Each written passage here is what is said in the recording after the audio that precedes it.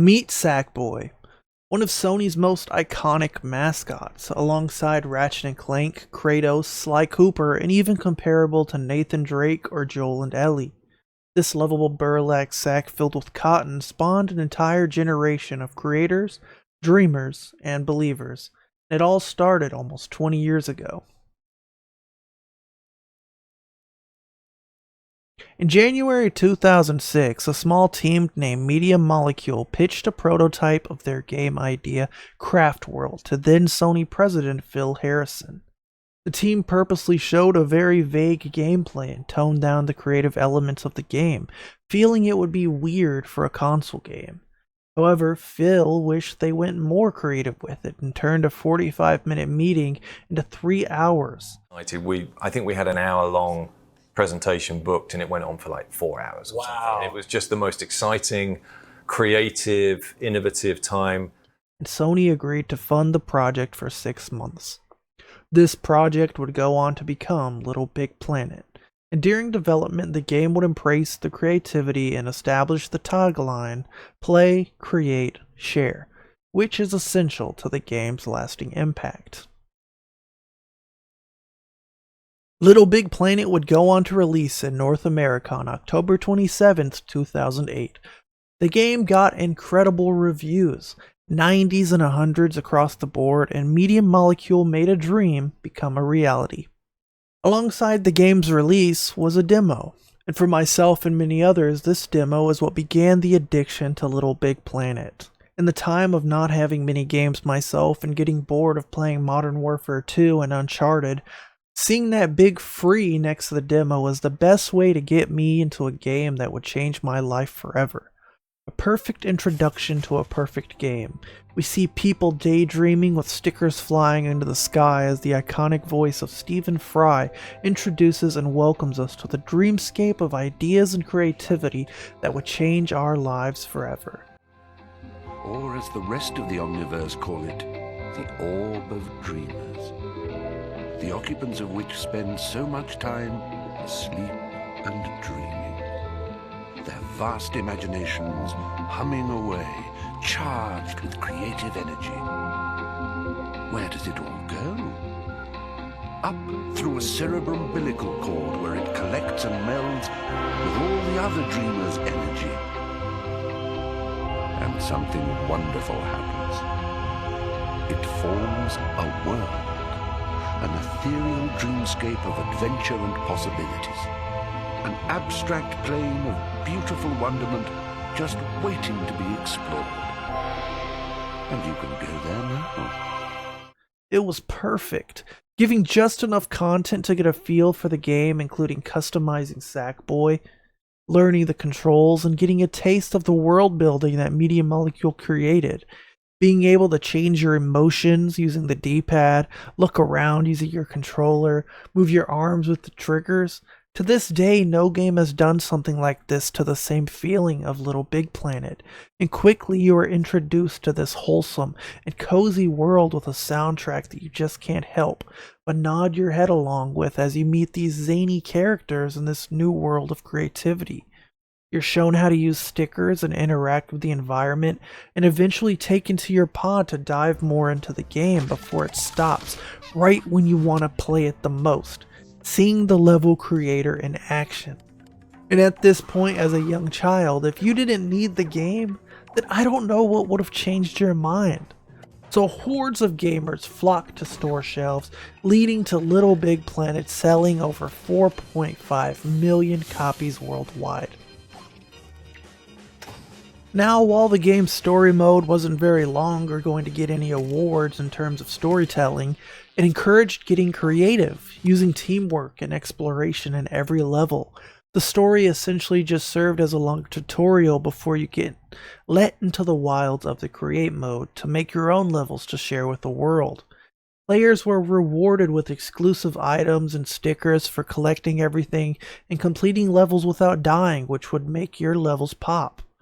The game offered so many innovative and unique features that many games to this day haven't even come close to.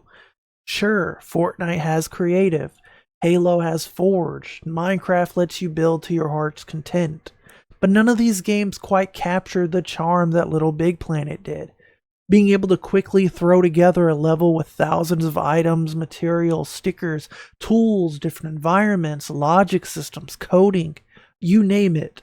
They made this game the perfect playground for noobs and pros alike, and you could get just as creative customizing Sackboy, choosing from hundreds of mix and match parts as well as being able to put stickers and decorations on. Anyone and everyone could come together and play or create in an ever-growing world of content created by others, creating a sense of bond without even realizing it. It's the main reason this game has such an active community to this day. Adults with families of their own who remember the great memories they made on Little Big Planet. Well-made and high-quality levels could even be featured on top picks, and the creators would be rewarded with the coveted crown. And to this day, it would still be an absolute dream to most players just to say that they got it. Not only was Little Big Planet the perfect hub for everyone to have an amazing time, it was one of the first games to have DLC collaborations. You could buy costumes of your favorite gaming characters for as low as $1.99, including Street Fighter, Metal Gear Solid, God of War, Assassin's Creed. They even went on to create packs of Sonic characters and movies like The Incredibles, Pirates of the Caribbean, and even over 20 Marvel characters, all of which could be mixed and matched alongside the unlockable costumes in the game. Long before Fortnite let Iron Man and Ezio hit the gritty, Sackboy was rocking their outfits and jumping from level to level, making memories without having to grind a dumb battle pass. From all the DLC costumes you could imagine of your favorite franchises, to level packs adding more gameplay features and quality of life changes, like a Metal Gear Solid level pack that gives you a paint gun tool for use in your levels, or the Pirates of the Caribbean pack that lets you add real water to your levels. Again, as low as $4.99 for these packs. It makes you miss simple times like this when every game didn't have $20 bundles with a character and some skins like Call of Duty and Fortnite. Due to Little Big Planet's success, Media Molecule went on to create many spin-off games, and Sackboy became a household name alongside other PlayStation icons. Little Big Planet would even make its way to the PSP in 2009, the PS Vita in 2012, and even got its own kart racing game embracing all the creative elements Little Big Planet was known for, but in a 3D racing setting.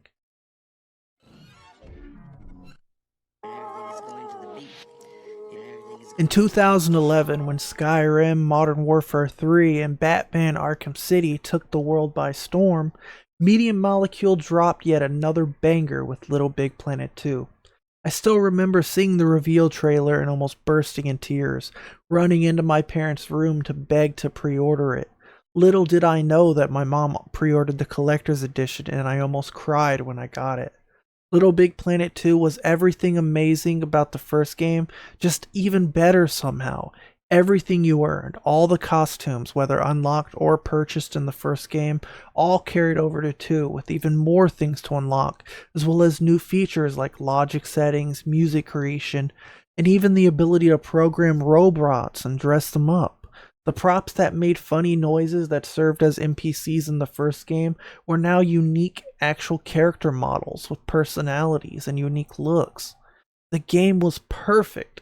It was a dream most of us didn't even know was possible.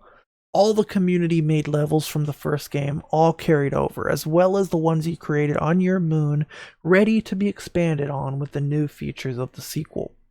Media Molecule even doubled down on the DLC this time around. DC Heroes and Villains, Toy Story, The Muppets, Alice in Wonderland, Sly Cooper, Jak and Daxter, BioShock, Infamous. I still remember almost every week running to my mom and asking for a few bucks to buy the new costumes every time they hit the shop. But unfortunately, near the end of Little Big Planet's 2 life cycle, it became a copy and pasted level fest. Most notably due to creators like Latin Player 10. I forgot all about this guy until I started playing a level I once made and did my research for this video. This dude used to pretty much just steal every popular level in the game and slap his own logo and name on it to claim as his own, and others like him followed.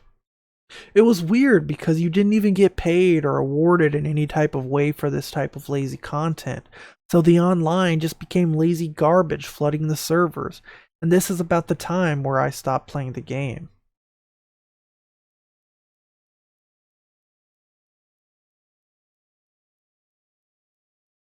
In August 2013, LittleBigPlanet Hub was announced. It was going to be a free-to-play, online-only LittleBigPlanet game. It would include the first few levels from the first game, the second game, as well as a new level designed exclusively for the hub.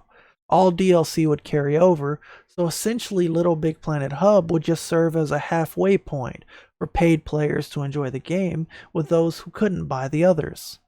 Players would also have access to LittleBigPlanet 2's Create mode completely free. Obviously, this never released, and personally, I feel like something like this could save LittleBigPlanet right about now. Imagine a free-to-play LittleBigPlanet with everything from the first two games, and you could just buy extra levels, costumes, DLC, and even cross-play, cross-platform on PS4, 5, and even PC. But I guess that's a dream for another day.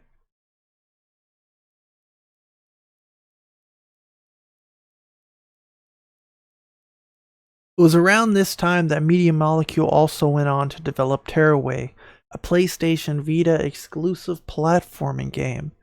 And we're making another project called Dreams that wouldn't release until 2020. And while Tearaway was a hit, this led to Media Molecule not having time to work on a third game in the LittleBigPlanet series, marking the beginning of the end. LittleBigPlanet's next title would be made by Sumo Digital, a studio that at this point only made games like Sega Superstar Tennis and Sonic and All-Stars Racing Transformed. In 2014, me being a naive 16-year-old, I ran to the PS4 online store to pre-order LittleBigPlanet 3 as soon as it went live, and the wait was on. Days went on and on until the download started on November 18th, 2014, and I bought my first Week 1 shirt. LittleBigPlanet 3 was different, to say the least. They added more types of sack people and sack animals this time around, which ruined future DLC costumes in my opinion. Many of the future DLCs would include costumes for these new characters, which meant less costumes for Sackboy.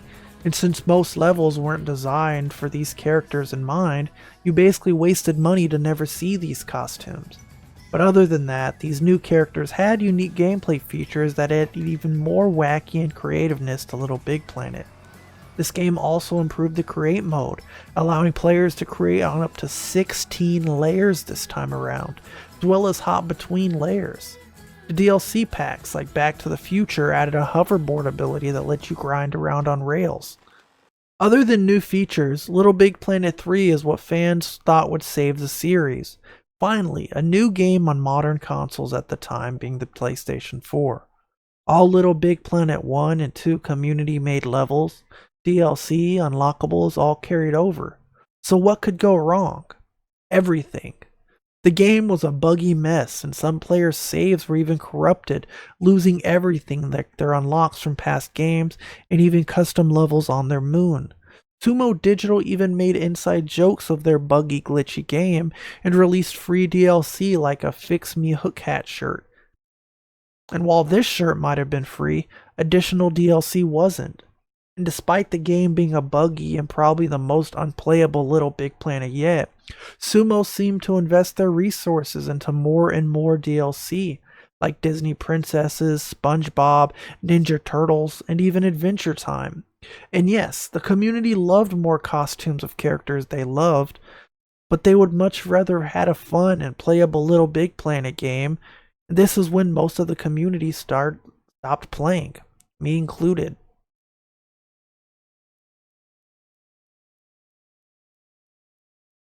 On December 21st, 2017, the reality of LittleBigPlanet finally dying was upon us. All the Disney DLC was removed for purchase.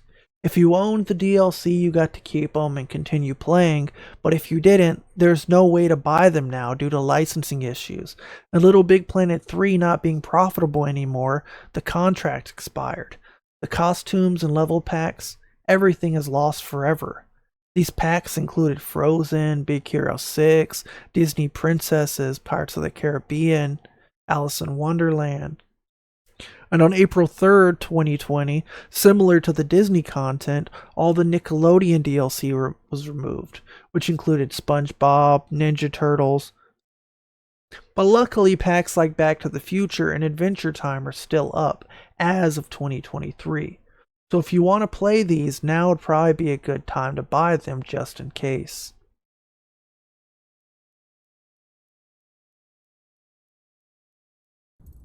When all hope was lost for LittleBigPlanet, 2 months later on June 11th, 2020, during Sony's PS5 reveal event, we were teased as a super detailed fuzzy lion walked past some lights before the iconic Sackboy zipper was shown. This was it, guys. A new LittleBigPlanet, a 3D platformer. That's interesting. Sackboy A Big Adventure looked to be a new addition to the LittleBigPlanet series, this time in 3D and seemed to be somewhat open world. This looked fun and interesting. Yet another new style of gameplay for the series, and our new Sack friends from the third game were removed. Almost immediately, fans were confused why the trailer didn't showcase any type of create or build mode. Surely they must have been saving it for later? Nope. In October, a month before the game's release, it would be revealed the game about Sackboy, the main character of a game about creating levels, would have no level creation. And this is where I gave up. LittleBigPlanet was dead to me. Sackboy simply became a mascot for Sony to throw into random properties while leaving behind what made him so iconic. While we can't have a new LittleBigPlanet game, at least we can play a Mario clone with Sackboy. Or maybe just play as him in Fall Guys as a DLC. I eventually ended up getting the game like a year after, and yeah, it lacked everything that I loved about LittleBigPlanet. Sure, it might have been a fun little adventure game you could play with your friends, but it was nothing more. I moved on.